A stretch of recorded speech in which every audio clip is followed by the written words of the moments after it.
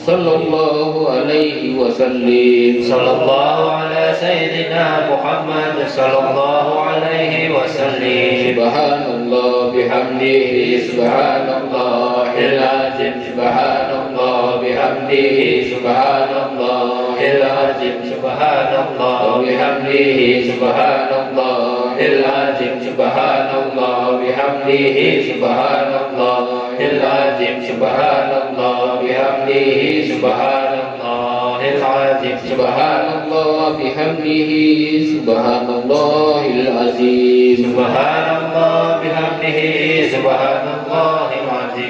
Allahumma salli ala habibika Sayyidina Muhammadin wa ala alihi wa sahbihi wa sallim. Allahumma salli ala habibika Sayyidina Muhammadin wa ala alihi wa sahbihi wa sallim. Allahumma salli ala habibika Sayyidina Muhammadin wa ala alihi wa sahbihi wa sallim. Allahumma salli ala habibika Sayyidina Muhammadin wa ala alihi wa sahbihi wa sallim. Allahumma salli ala habibika Sayyidina Muhammadin wa ala alihi wa sahbihi wa barik wa sallim ajma'in. Allahumma salli ala habibika Sayyidina Muhammadin wa ala alihi wa sahbihi wa barik wa sallim ajma'in.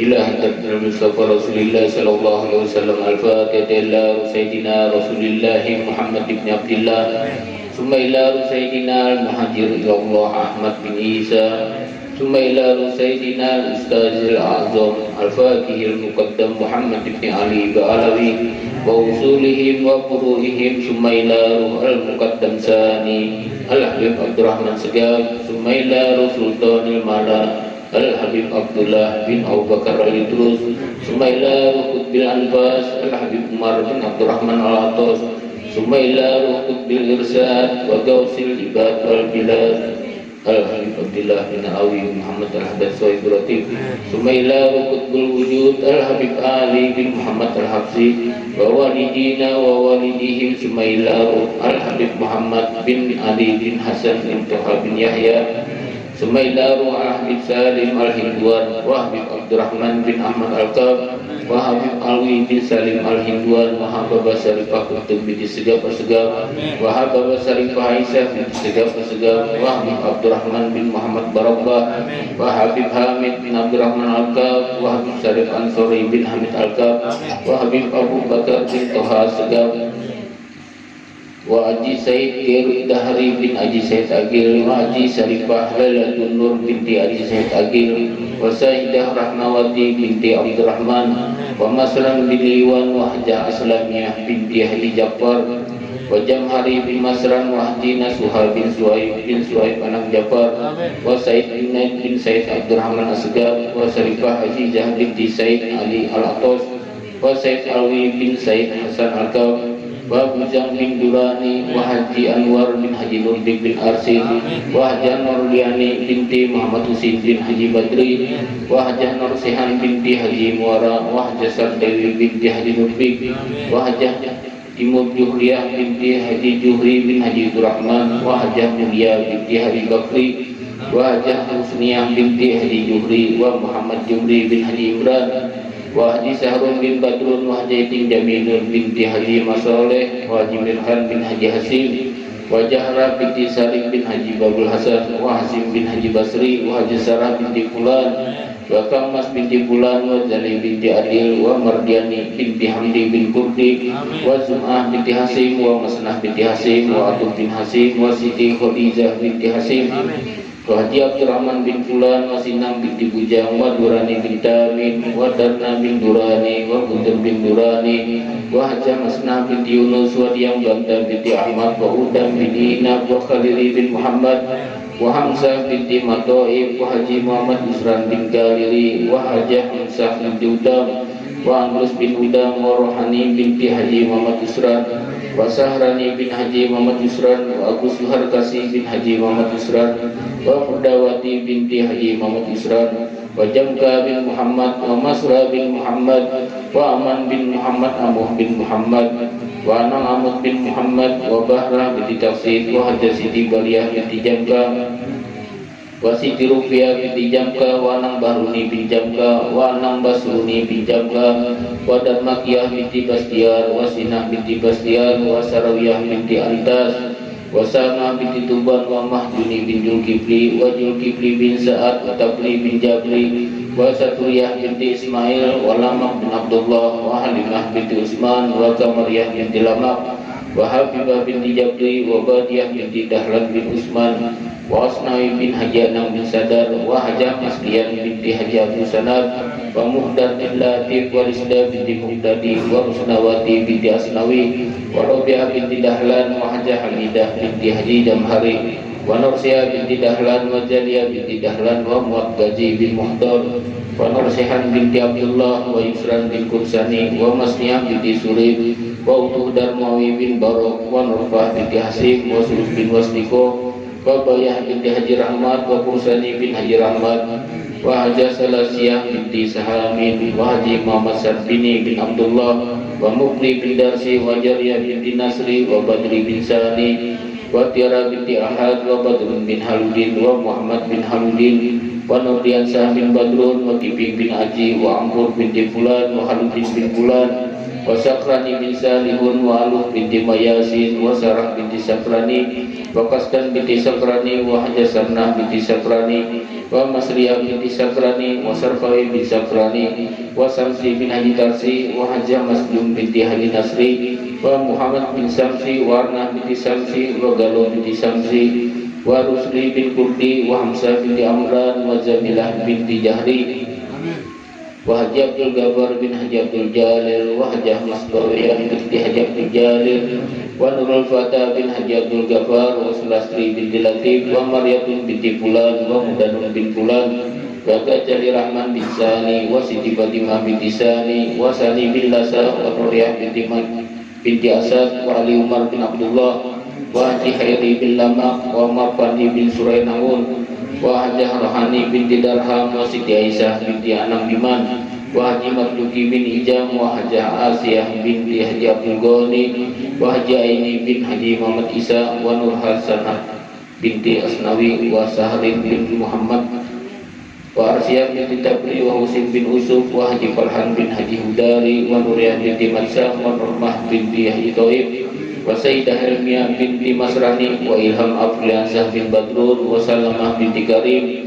wa Sayyina binti Jantra wa Hajah Aisyah binti Haji Harul wa Nia Khadijah binti Husin wa Jenal Fahmi bin Muhammad Aini wa Jumali bin Anang Pipin wa Basirah binti Haji Muara wa Sibah binti Haji Muara wa Kasum binti Haji Muara wa Nuhayati binti Mansah wa Tasnim binti Dugani wa Ismail bin Muhammad Soleh wa Hajah Masrumi binti Karni wa Tirahma binti Dirja wa Nurdiana binti Mansah wa Masrumi binti Kiping wa Unyu bin Marhat wa Bustaniyah binti Unyu wa Masidah binti Ibrahim wa Ade Fitrian Afani bin Haji Bayruji Afani wa Asnawi bin Diris wa Mulyadi bin Asnawi Kurdi bin Nur Hasan wa Hajah Galuh binti Safrani wa Jelani bin Kandar wa Bahrani bin Ijab wa Masniyah binti Ijab wa Fitriyah binti Kadri wa Niyah binti Amur wa Salihun bin Jakaria wa Jakaria bin Fulan wa Iman bin Yamin wa Bangsawan bin Bakar wa Maryamah bin Abdul Ghani wa Abdullah bin Musin wa Hajah Robaniyah binti Ilun wa Haji Sahran bin Haji Jastan wa Sita binti Sahar wa Husin bin Manan wa Masdiam binti Idis wa Firan binti Amin wa Saluh binti Inuh wa Muhammad Tabri binti Jamaliyah wa Sakir bin Martu wa Hajah Masyah binti Sahamin wa Abdul Hanafiyah bin Nasta'in wa Basuki Abbas bin Aran wa Sufyan bin Ihrab wa Ihrab bin Haji Nasri wa Harun bin Haji Nasri wa Tukacil bin Haji Nasri wa Nur Hasanah binti Mayasin wa Haji Diris bin Mayasin wa Hajah Galuh binti Fulan wa Haji Nasri bin Fulan wa Ijab bin Iyuh wa Ami Sulastini binti Tamat Martawijaya wa Tarsam Samsuri bin Sandiuria wa Siti Pratini binti Hali Soleh wa Sudaryanto bin Hali Soleh wa Siti Tia Sulandari binti Hali Soleh wa Joko Damar Wiranto bin Hali Soleh wa Agus Arianto bin Salimin wa Dahroji bin Tamat Martawijaya wa Jasni bin Tamat Martawijaya wa Tumi binti Kromo Sumito wa Sumiyong binti Kromo Sumito wa Fatma Sularno bin Karto Prawiro wa Rohana binti Muhammad Yusran wa Arfiyah binti Jelani wa Haji Marhat bin Haji Nasri wa Umi Hani binti Limi wa Anugrah Putra Suhaya bin Suhaya wa Haji Kasman bin Ali wa Hajah Melati binti Gapuri wa Hajah Masnun binti Fulan wa Halimah binti Sarif bin Haji Babul Hasan wa walidina wa walidihim wa amwatina wa amwatihim min ahlil jannah. Al-Fatihah. بالله من الشيطان الرجيم بسم الله الرحمن الرحيم الحمد لله رب العالمين الرحمن الرحيم مالك يوم الدين إياك نعبد وإياك نستعين اهدنا الصراط المستقيم صراط الذين أنعمت عليهم غير المغضوب عليهم ولا الضالين. أعوذ بالله من الشيطان الرجيم بسم الله الرحمن الرحيم Alhamdulillahi Rabbil Alamin Hamda syakirin hamdan naimin Hamda yu'afi ni'amahu wa yukafi majidah. Ya Rabbana lakal hamdu kama yanbaghi li jalali wajhika wa azimi sultanik. Allahumma salli ala Sayyidina Muhammad wa ala ali Sayyidina Muhammad. Allahumma taqabbal wa awsil sawaba ma qaranahu minal Qur'anil azim wa ma halalna wa ma sabahna wa ma astaghfarna wa ma sulaina ala Sayyidina Muhammadin sallallahu alaihi wasallam hadiyatan wasilatan wa rahmatan nazilah wa barakatan samilah ila hadrati habibina wa safina wa qurrati ayunina Sayyidina wa maulana Muhammadin sallallahu alaihi wasallam wa ila zamil ikhwanihi minal anbiya'i wal mursalin wal awliya'i was suhada'i was solihin was sahabati wat tabi'in wal ulama'il amilin wal musannifina wal mukhlisina wa jami'il mujahidina fi sabilillahi rabbil alamin wa malaikatil muqarrabin khususan ila Sayyidina Syekh Abdul Qadir Al-Jilani summa ila arwahi jami' ahlil qubur minal muslimin wal muslimat wal mu'minin wal mu'minat min masarikil ardi wa magharibiha bahriha wa bahriha khususan ila abaina wa ummahatina wa azdadina wa jaddatina wa khususan illa man istama'na hauna bisababi wa li azlihi. Allahumma ighfir lahum warhamhum wa afihim wa afu anhum. Allahumma anzil rahmat wal maghfirah ala ahli kubur min ahli la ilaha illallah Sayyidina Muhammad Rasulullah. Rabbana arinal haqqa haqqan warzuqna tibahu wa arinal batil batilan warzuqna tinabahu. Rabbana atina fid dunya hasanah wa fil akhirati hasanah wa qina adzabannar. Subhanaka rabbika rabbil izzati amma yasifun wa salamun alal mursalin walhamdulillahi rabbil alamin. La ilaha illallah al-mawjud fi kulli zaman. La ilaha illallah al-mawjud fi kulli zaman. La al-ma'bud fi kulli makan. La ilaha illallah al-ma'bud fi kulli makan. La ilaha illallah al-mazkur bi kulli lisan. La ilaha illallah al-mazkur bi kulli lisan.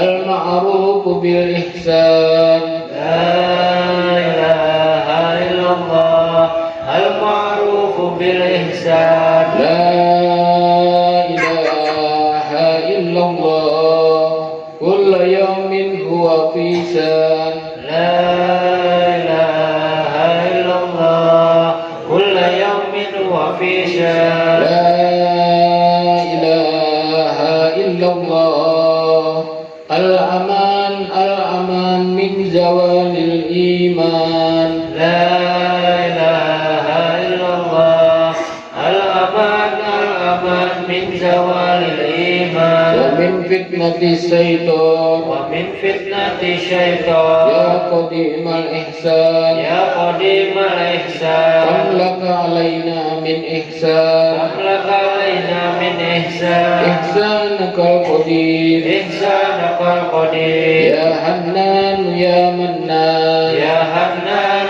يا منان يا رحيم يا رحمن يا رحيم يا رحمن يا غفور يا غفار يا غفور يا غفار اغفر لنا وارحمنا اغفر لنا وارحمنا اغفر لنا وارحمنا اغفر لنا وارحمنا اغفر لنا وارحمنا اغفر لنا وارحمنا وأنت خير الراحمين وأنت خير الراحمين وصلى الله على سيدنا محمد وآله وصحبه وسلم يا ربنا تعرفنا بأننا تعرفنا وأننا أشرفنا على لجوء أشرفنا فتوب علينا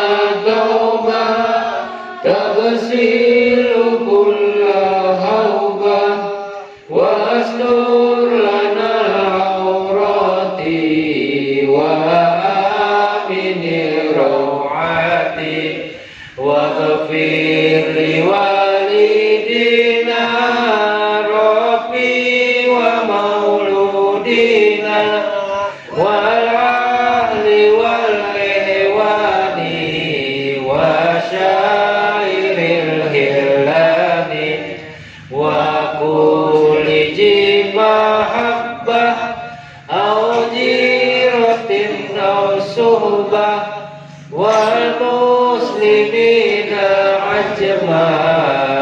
أجمعين ربي أسمع فضلا وجودا منا لا باكتساب منا بالمصطفى رسولي نازى بكل سولي بالمصطفى رسولي نازى بكل سولي بالمصطفى رسولي نازى بكل سولي صلى وسلم ربي عليه عبد الحق وآله وصحبه عدادة السحب والحمد لله في البدء والتناهي سبحان ربك رب العزة عما يصفون وسلام على المرسلين والحمد لله رب العالمين في كل لحظة أبدا عدد حرفي وعند نفسي وزنة عرسي وعدد كلماتي.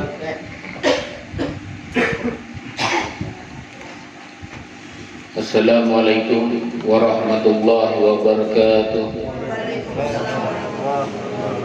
Alhamdulillahirabbil alamin wassalatu wassalamu ala asrafil anbiya'i wal mursalin wa ala alihi wa ashabihi wa man tabi'ahum bi ihsanin ila yaumiddin, amma ba'd. Al-mukarramun, para alim ulama, para asatidah, bapak-bapak, ibu-ibu yang ulun hormati dan ulun muliakan. Pertama-tama marilah kita semua panjatkan puji syukur kehadirat Allah Subhanahu wa taala yang telah melimpahkan rahmatnya kepada kita, dan kita bersyukur dapat berkumpul di majelis ini dengan nikmat kesehatan, nikmat iman maupun nikmat panjang umur yang masih diberikan oleh Allah Subhanahu wa taala. Amin amin ya Allah.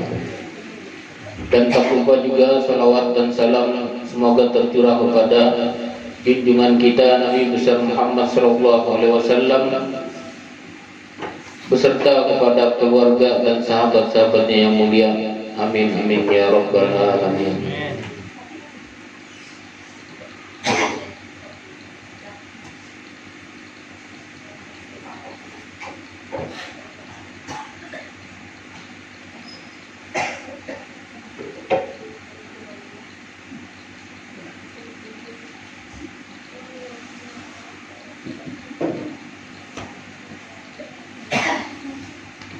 ini kita akan membahas tentang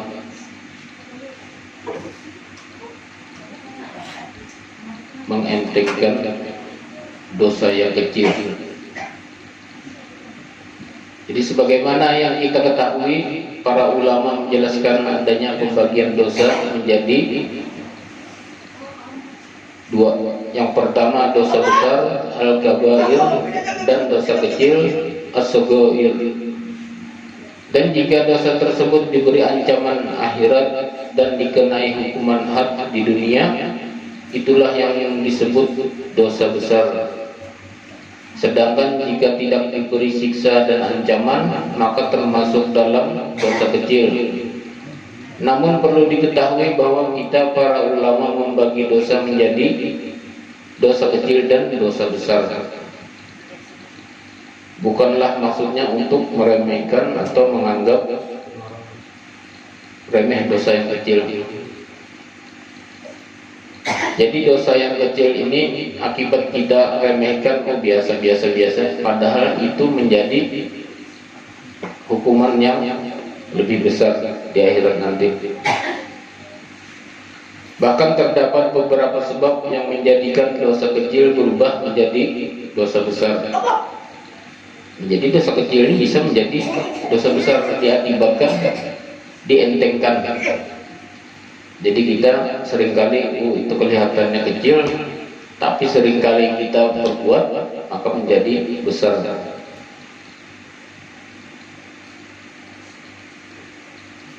Yang dimaksud dengan dosa kecil berubah menjadi dosa besar adalah berubah dari sisi dosa dan hukumannya. Bukan perubahan dosa kecil itu sendiri secara zatnya menjadi dosa besar. Nah, jadi Ibnu Hajar Al-Haytami rahimahullah ta'ala berkata, dosa kecil itu terkadang dihukumi sebagaimana dosa besar. Bukan dosa kecil itu sendiri yang berubah menjadi dosa besar, melainkan kita manusia yang mengubahnya menjadi besar. Dosa kecil ini kita besarkan, itu bukan perintah, tapi atas perilaku manusia. Dosa kecil sering. Seandainya kita ibarat menabung itu menabung 100 akhirnya menjadi banyak. Begitu juga dosa yang kecil tadi.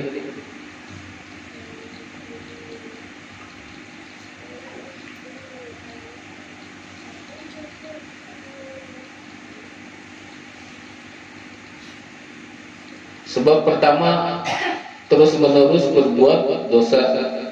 Al-Israr Ibnul Atsir rahimahullah ta'ala berkata, israr itu yaitu di atas sesuatu apabila dia terus menerus berbuat dan melakukan suatu perbuatan konsisten konsistennya berbuat tuh apa? Sering.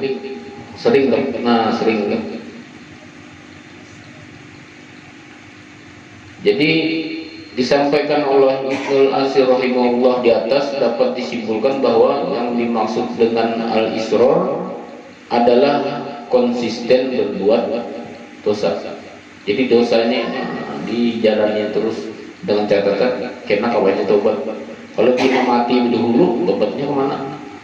Nah, jadi kita jar beliau ini, kita hendak berbuat dosa itu, ingat kita kada sampai tobat. Pun kita ingat kena kawannya bertobat, kita dibuli pemikiran kita. Makanya manusia ini yang menyesatkan manusia ini adalah cara berpikir. Cara berpikir ini kadang dilihat yang baik bisa jadi itu kada baik. Begitu pula sebaliknya, yang dilihatnya kada baik bisa jadi itu baik.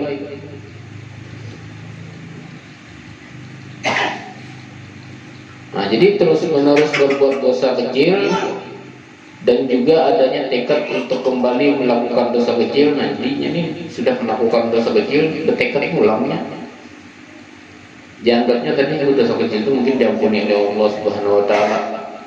Berbuat ulangnya dan akan menjadikan dosa kecil tersebut hukumannya seperti satu kali dia berbuat dosa besar.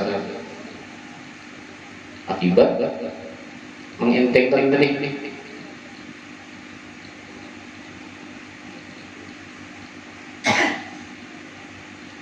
Dan celakalah orang-orang yang berbuat israr, yaitu orang yang terus-menerus di atas perbuatan dosa yang mereka lakukan, sedangkan mereka mengetahui. Nah, kita ini mengetahui bahwa itu dosa kecil yang sering kita perbuat, tapi kesadaran kita seringkali dikalahkan oleh pemikiran kita. Umpama aja kita tobat, bila awal tobat biar Allah tobat biar mengindahkan kehendak Allah Subhanahu Wa Taala di balik Allah. Tobat tersambat mati dalam keadaan berbuat dosa. Nauzubillah min dzalik.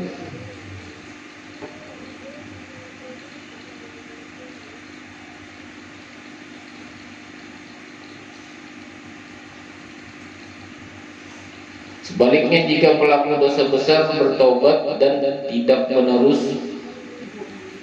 terus-menerus mengulangi dosa besar yang pernah dia lakukan, maka dia akan diampuni oleh Allah Subhanahu Wa Taala. Ini pelaku dosa besar tapi nya bertobat, sekali melakukan bertobatnya sungguh-sungguh, maka akan diampuni oleh Allah Subhanahu Wa Taala. Kalau dosa besar itu nyata kita mau melihat buktinya kita bermaksiat, padahal tahu yang kita lakukan ini salah. Jadi kalau kita di akhirat kena pertanggungjawaban oleh Allah Subhanahu Wa Taala, kita menghindar kayak kita berpendaran manusia, itu bodoh kita. Jadi sebelum kita dihisab itu, ini ditunjukkan pendaran kita tadi. Film kita itu dari perbuatan baik sampai perbuatan ada baik. Jadi mana dia mau dusta? Ditunjukkan kita ini nangis kita melihat film kita itu. Wah, ini ya aku.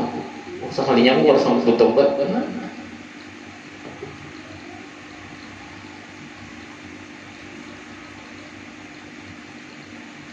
Dan juga orang-orang yang apabila mengerjakan perbuatan keji atau menganiaya diri sendiri, mereka ingat akan Allah Subhanahu Wa Taala, lalu memohon ampun terhadap dosa-dosa mereka.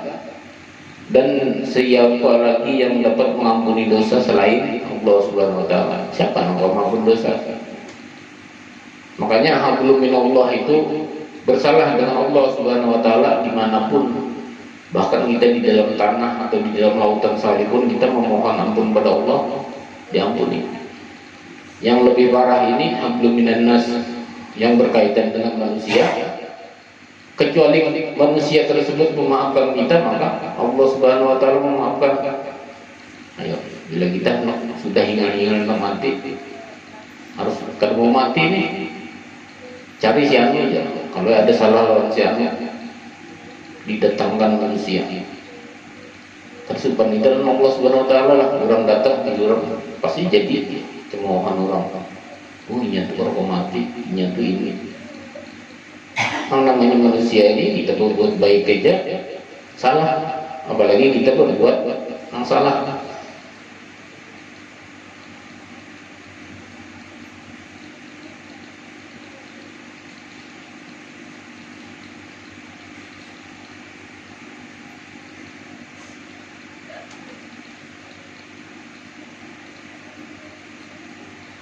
Terus syarat adanya ampunan maghfirah adalah ampunan dari Allah Subhanahu Wa Taala. Maghfirah jurang adalah tidak terus-menerus melakukan dosa. Perbuatan israr akan mencegah pemberian ampunan dari Allah Subhanahu Wa Taala. Hal ini menunjukkan bahaya perbuatan israr. Israr ini ya perbuatan kecil yang kita lakukan terus-menerus. Itu lebih berbahaya daripada perbuatan dosa besar yang sekali kita lakukan terus kita bertobat kepada Allah Subhanahu Wa Taala. Jadi perbuatan israr ini secara mutlak dan tidak memberikan batasan tertentu sehingga mencakup israr di atas dosa kecil ataupun israr atas dosa besar. Dosa kecil kita lakukan terus-menerus itu luar biasa hukumannya di akhirat kelak. Apalagi perbuatan dosa besar yang kita lakukan terus-menerus.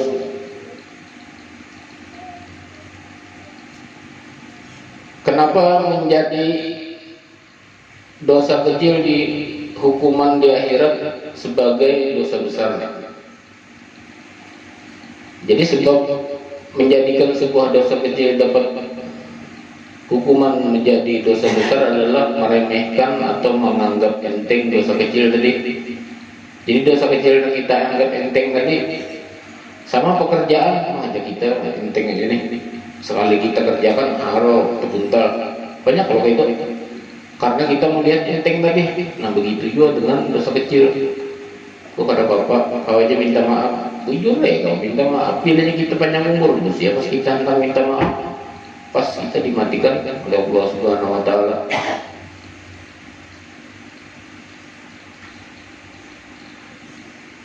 Terus dengan dia meremehkan dosa kecil tersebut, sehingga dia pun tidak merasa bersedih atas perlakuannya itu tadi. Jadi atas perbuatan dosa kecil yang dilakukan sering tadi tidak ada sedih. Kalau sedih itu kan mungkin ada aura hendak tobat, artinya menyesal atau ini. Kalau ini kan tidak, mau disenang. Tapi kalau kita ucapkan anak masuk surga, neraka surganya. Jadi kita tahu Allah Subhanahu Wa Taala memberikan rahmat. Memang kalau kita minta ampun, diampuni oleh Allah Subhanahu Wa Taala. Tapi yang diampuni ini apakah seluruhnya atau tidak? Itu yang kita tahu kita. Kalau Allah Subhanahu Wa Taala kita bertobat mengampuni seluruhnya, ulun baik berbuat dosa saja. Bilanya berbuat dosa. Makanya kita sekarang bila ada Jumat terakhir, artinya sembahyang ini untuk mengampuni dosa berapa tahun yang lewat kita kerjakan. Kenapa? Karena kita tidak tahu berapa banyak dosa besar ataupun kecil yang pernah kita lakukan.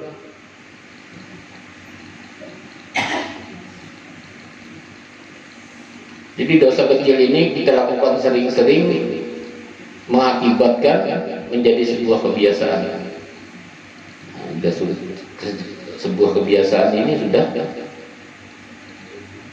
jangan kebiasaan menabung mau sugih, kebiasaan royal menabungnya kata lalu terbuntal.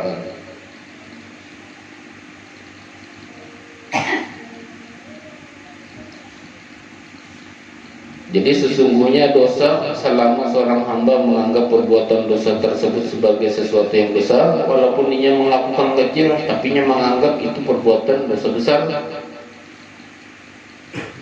dari dalam dirinya, maka dosa tersebut akan menjadi kecil di sisi Allah Subhanahu Wa Taala.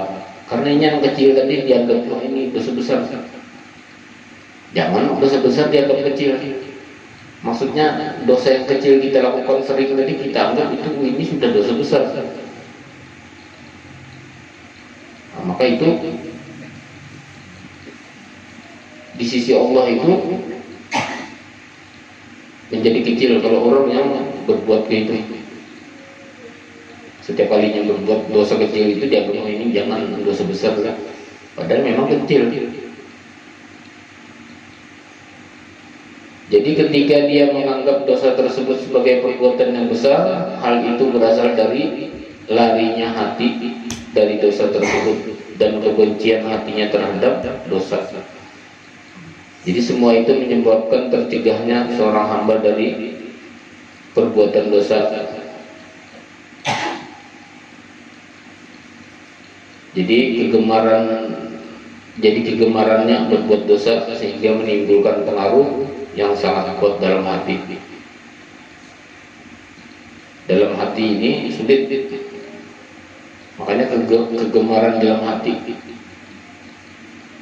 Bila sudah ke hati ini, itu sesuatu yang beda lagi.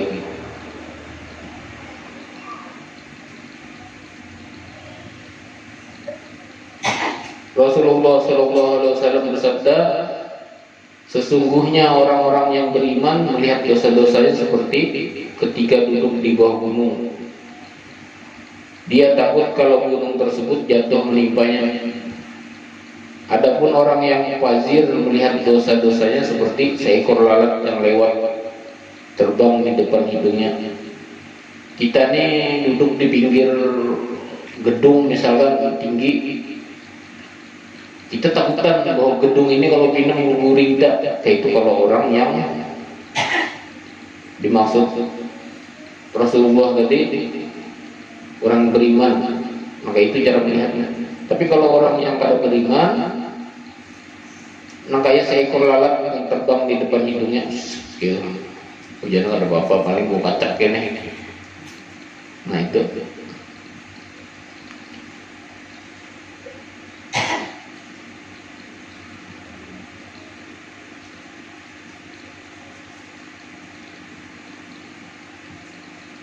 Hajar rahimahullah berkata, kalian melakukan perbuatan-perbuatan yang kalian anggap remeh, padahal perbuatan dosa tersebut besar atau dapat hukuman sebagai dosa besar.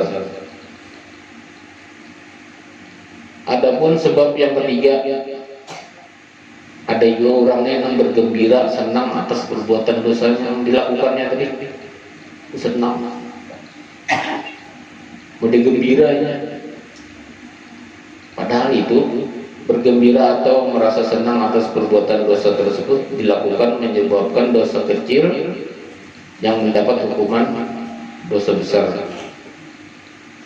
Jadi seseorang yang terjatuh dalam perbuatan dosa, ketika dia merasa senang atau gembira dengan dosa tersebut, maka dia akan terus-menerus mengulangi lagi perbuatan dosa tersebut.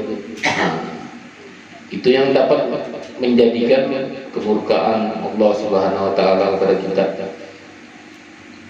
Jadi jangan dianggap kita berbuat dosa ini kita kadang mendapat ganjaran atau kadang mendapat ujian. Itu istidraj atau berpalingnya Allah Subhanahu wa taala kepada kita. Jadi kita ini di jakanya sama dimuluskan jalan kita, dilupakan kita kepada Allah. Tapi akhirnya kita dijeburkan ke neraka. Kenapa jadi ke neraka? Maka aku dapat ujian. Orang yang dapat ujian itu tanda Allah Subhanahu wa taala sayang. Berarti ditegur kan? Nah kalau kata ditegur, pian aja misalnya bisa anak ngulunyur ke pinggir banyu itu ada pian tagur, kecampur ya. Tapi pian tagur lah enak, jangan banyu. Nah selayaknya kayak itu. Terus sebab yang keempat, melakukan dosa secara terang-terangan, yaitu muzaharah. Itu sudah terdapat, ya, mungkin pian melihatnya dosa terang-terangan, lain dosa di bawah matahari, terang-terangan. Bila malam jangan apa-apa. Maksudnya di sini terang-terangan itu kelihatan kada depan lagi.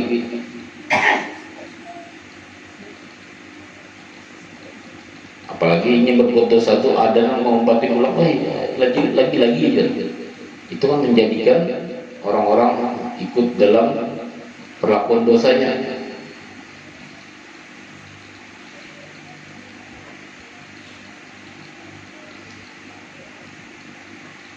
Abu Hurairah radhiyallahu anhu, Rasulullah sallallahu alaihi wasallam bersabda, seluruh umatku akan dimaafkan, kata Rasulullah, kecuali yang berbuat dosa secara terang-terangan. Sesungguhnya yang termasuk dalam berbuat dosa secara terang-terangan adalah seseorang yang melakukan suatu perbuatan dosa di malam hari, kemudian pada pagi harinya Allah tutupi dosa tersebut. Allah tidak menampakkan pada pandangan manusia. Orang tersebut kemudian berkata, wahai fulan, semalam aku berbuat demikian dan demikian, padahal sungguh di malam harinya Rabb-nya telah menutupi dosa yang dia lakukan. Nah jadi kita ini yang jadi kada banyak orang tahu, yang banyak menutupi aib-aib kita ini ya Allah Subhanahu wa taala. Kalau Allah Subhanahu wa taala membuka aib kita ini, habis. Kita dari lagi lahir aja sampai wafat kita.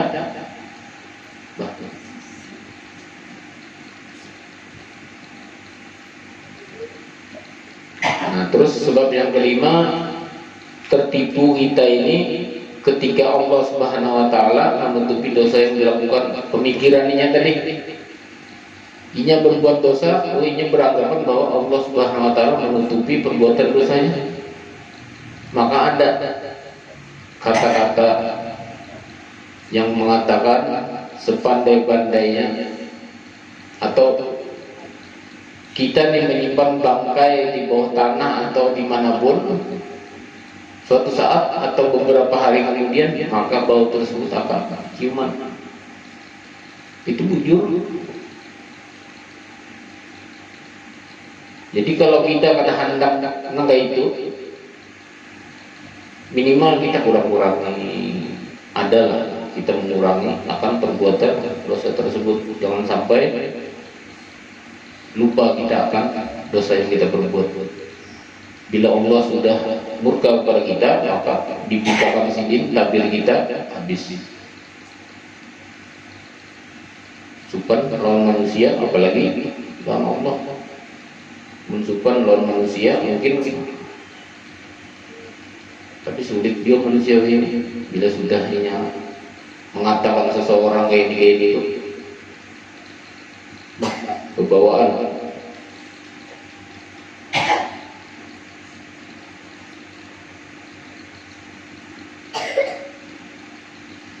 Jadi kasih sayang atau berbagai kenikmatan yang diberikan kepada pelaku maksiat yang disebut dengan istidraj, bentuknya Allah Subhanahu wa taala membukakan pintu-pintu kenikmatan untuknya.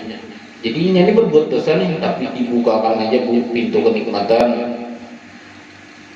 Terus kepada orang yang banyak mengerjakan maksiat tadi, akhirnya dengan kenikmatan tersebut inya lupa akan kebanyakan dosa tadi. Maka Allah Subhanahu wa taala menutup pintu taubat untuknya, maka inya terjebak akan perbuatannya tersebut. Jadi bahwa ini merasa dengan kenikmatan diberikan oleh Allah tadi, bahwa Allah Ta'ala pada buka atas perbuatan dosanya. Padahal jika ibad orang ma'anu haruan itu tahulah pakai itik kan, itiknya haruan karena dapat, haruannya dapat dipancing orang pakai itik. Jadi haruannya menyasar, itiknya dapat, haruannya sisinya. Jadi terbunguli jadinya.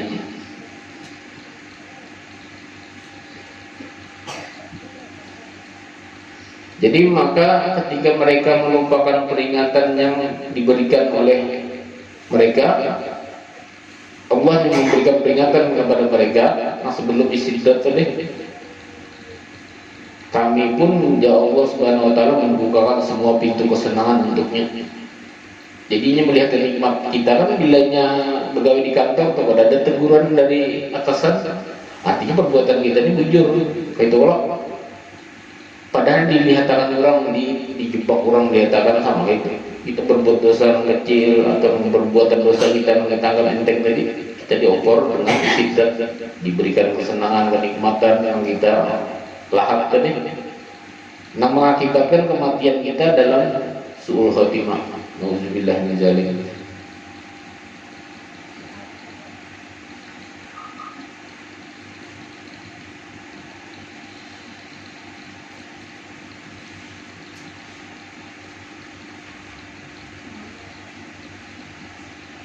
Allahu a'lam bishawab. Mudah-mudahan kita yang berhadir